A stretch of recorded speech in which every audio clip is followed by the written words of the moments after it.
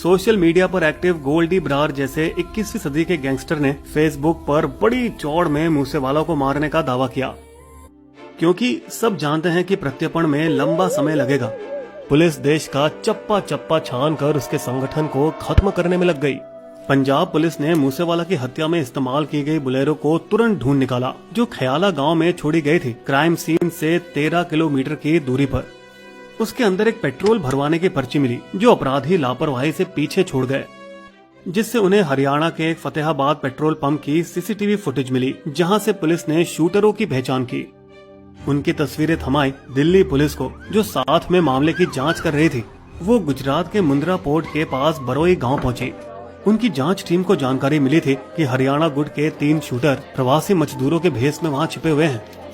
इसलिए कई special cell की टीम ने खुद को पोर्ट कर्मचारी के रूप में स्कूटी पर गांव के चारों तरफ चक्कर लगाना शुरू किया और ऐसे लोगों की तलाश में निकले जो इस माहौल में अलग थलग लगते हो। इसे देखा क्या? उनकी नजर में आया एक अवैध शराब का धंधा, वो भी गुजरात जैसे ड्राई स्टेट में, जहां ज्यादातर मजदूर खरीदी करते थे। पूछताछ से पता चला कि इसे चलाने वाला कोई बाहुबली था, हरियाणा के सोनीपत और कुरुक्षेत्र का, वही इलाके जहां के रहने वाले शूटर भी थे। एक बार देर रात वो शराबी मजदूरों का पीछा करते करते गांव के एक सुनसान हिस्से में पुराने घर तक पहुंचे और निगरानी शुरू की कि शायद शूटर्स वहां छिपे हों और अगर वे खुले में आए तो उनकी अच्छे से पहचान की जा सके। एक चौकसी के दौरान उन्हें खटिए पर बैठे 3 आदमी पहली बार दिखे, लेकिन तीनों की पीठ बाहर खिड़की की तरफ थी। पर एक के बैठने के तरीके से बड़ा सुराग मिला। एक पैर जमीन पर मुड़ा हुआ और दूसरा घुटने से मुड़ा, जैसे हरियाणा में गांव के लोग बैठते हैं, और दूसरा गोरा और 6 फुट लंबा, जो कद गुजरात के गांव वालों से काफी अलग था। लेकिन इतनी दूर से उनके चेहरे अभी भी साफ नहीं दिखाई दे रहे थे। लेकिन आखिरकार एक दिन एक की पहचान हुई, जब वो किराने का सामान से भरा बैग लेकर गांव से लौटा बिना मास्क पहने। मौका पाकर कुछ पुलिस वालों ने दीवार फांदकर उसे झट से दबोच लिया, जबकि दूसरी टीम कमरे के अंदर गई बाकी 2 शूटरों को पकड़ने और गिरफ्तार करने। पूरा ऑपरेशन केवल 8 दिनों में सफलतापूर्वक पूरा किया, मगर तीसरा शूटर अंकित सिरसा गांव छोड़ चुका था पुलिस टीम के गुजरात पहुंचने से कुछ दिन पहले ही। लेकिन उसे जल्द ही दिल्ली में ISBT बस टर्मिनस पर ट्रैक करवाकर अंडरकवर पुलिस ने उसे गिरफ्तार किया।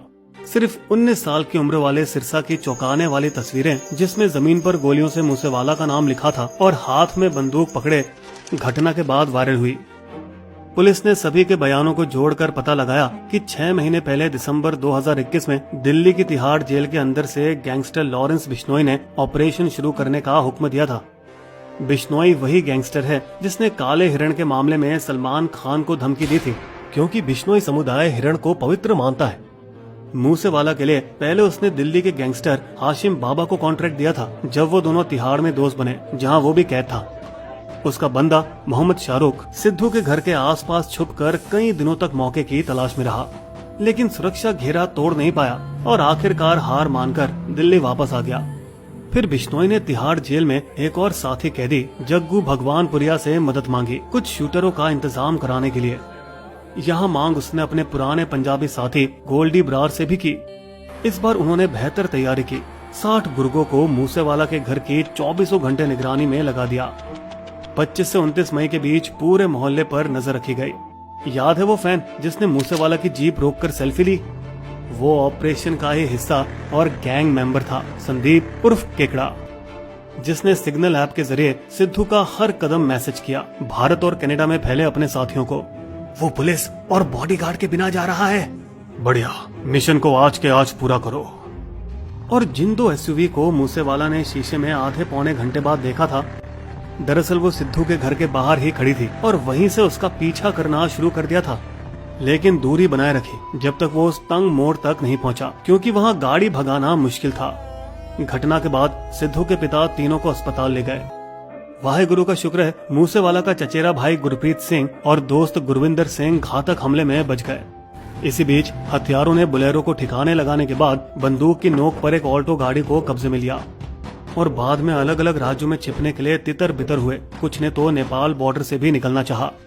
जुलाई के अंत में पंजाब पुलिस ने 5 घंटे के एनकाउंटर में गैंग के पंजाब मॉड्यूल के शूटरों को अमृतसर में अटारी बॉर्डर के पास गोली मारकर खत्म किया।